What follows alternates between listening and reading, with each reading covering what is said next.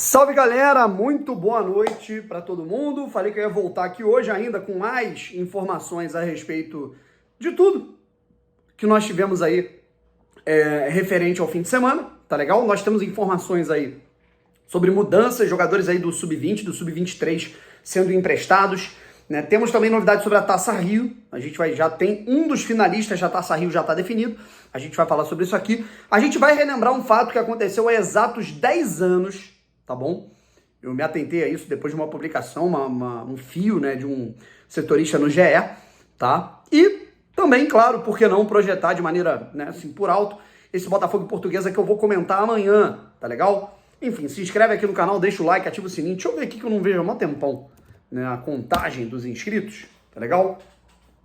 Se inscreve aí, rapaziada. Muita gente que vê o canal aqui todos os dias não é inscrito, tá? Por desatenção. 87.278. Faltam 22 pessoas, tá legal?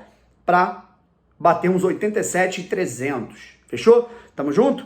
Ó, tô tomando um gelinho mesmo, tá? Não tem por que mentir, não é Guaraná, não é suco.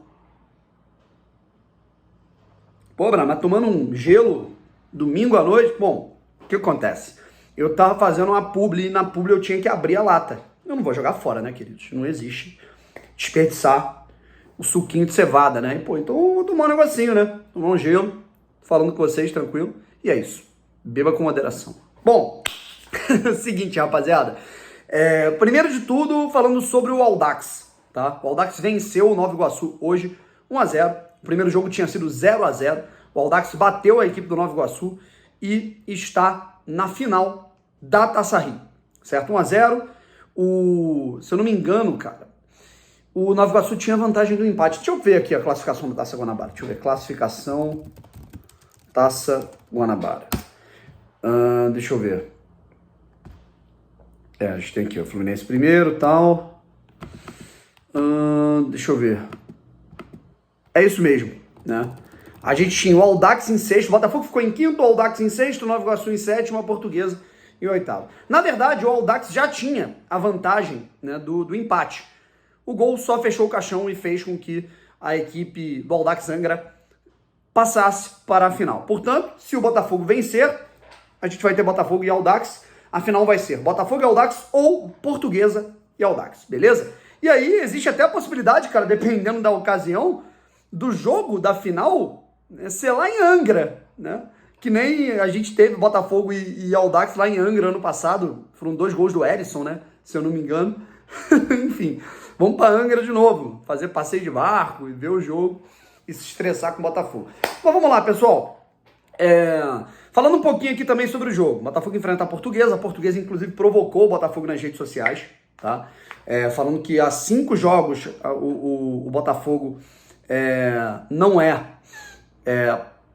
o Botafogo há 5 jogos, né, não vence a equipe da Portuguesa, certo? Isso é um fato, né, que tem que ser ressaltado e tem que ser comemorado pela equipe da Ilha do Governador. E aí fez uma chamada, né, um apelo para que a torcida, né, compareça, enfim, vá para a Volta Redonda. E aí, com isso, o Botafogo, né, teve ali essa provocação na Portuguesa, falando que a classificação é provável, certo? Brincando ali, enfim, né, onde eles têm para tirar, né, que eles estão fazendo o serviço deles e o Botafogo não faz. Enfim, um empate é do Botafogo, tá? O primeiro jogo foi 0-0. Se a partida terminar empatada, o Botafogo passa adiante, porque na classificação, o Botafogo ficou em quinto, a Portuguesa em oitavo, tá legal? Eu escalaria o time da seguinte maneira, tá? Com Perry, de Plácido, Adrielson, Cuesta, Marçal. Eu acho que eu colocaria Eduardo Lucas Fernandes mais à frente, Tietê, obviamente abrindo o meio campo, de um lado Carlos Alberto, do outro Luiz Henrique, na frente Tiquinho. Não tem mistério. Lembrando, Tiquinho e Marçal conseguiram o efeito suspensivo e podem jogar normalmente, pelo menos, esse jogo de volta da semifinal do Campeonato Carioca, lá em Volta Redonda, coisa que nós, tá? Jogo que nós estaremos lá, eu estarei lá na Caseta TV, 2 horas estou saindo aqui do Rio de Janeiro, eu chego em Volta Redonda, vou comentar esse jogo, contar essa história pra vocês. E lembrando que às 8 da noite, tá? Enquanto a gente vai estar ali olhando, vendo o jogo entre Botafogo e Portuguesa, a gente vai estar ligado em qual vai ser o grupo do Botafogo na Copa Sul-Americana, certo? É importante ressaltar isso. Botafogo e Portuguesa vai estar rolando, a gente vai, durante o jogo, descobrir quais serão os adversários do Botafogo na Sul-Americana. Bacana isso, certo? Vai ter o sorteio da Libertadores e da Sula também. E na quarta-feira teve essa mudança, né? O sorteio da Copa do Brasil também aconteceria amanhã, mudou, passou para quarta-feira, e na quarta nós vamos descobrir quem o Botafogo enfrenta na terceira fase da Copa do Brasil, beleza? Outra coisa que eu queria trocar uma ideia com vocês é sobre os 10 anos do fechamento do Newton Santos, da interdição do Newton Santos lá em 2013, por conta de um estudo alemão. Foi feita ali uma licitação e aí foi comprovado, constatado por esse estudo que se ventos de não sei quantos quilômetros por hora batessem, o teto do estádio poderia cair, né? E aí, de maneira, assim, cômica, né, por uma coincidência, um acaso assim do destino, 2, 3 dias depois dessa interdição, teve uma das maiores chuvas da história do Rio de Janeiro, em 2013. Os ventos, eles chegaram ao dobro da velocidade, ainda mais com chuva, e nada aconteceu. A estrutura não foi nem um pouco danificada. A gente sabe tudo que rolou, né? Isso já foi constatado. Eu lembro cito até que um amigo meu, que é o André Coelho, hoje ele é da Globo News, ele é repórter da Globo News, é meu conterrâneo lá de Teresópolis. Ele, na época, trabalhava na CBN e ele fez uma reportagem comprovando, né, cara, mostrando estudos dizendo que o estádio ele não precisava de uma interdição. No máximo ele poderia ter reparos, mas a situação, né, cara, não houve constatação de danos, né, na estrutura do estádio. A gente sabe o que aconteceu, né? O Maracanã voltando, a concessão do Maracanã precisava de gente para jogar lá, o preço seria mais caro, e aí, cara, lembra até hoje da imprensa tratando, quebraram as pernas do Botafogo. Claro que a gestão do Maurício Assunção foi terrível, claro que a gente está falando de um monte de questão aí que o clube fez de errado, né, cara, de todas as dívidas, na implosão do Clube dos 13 foi fundamental para o fracasso, para o declínio financeiro do Botafogo. Mas a ausência do Newton Santos, não tenha dúvida. Não tenha dúvida que isso...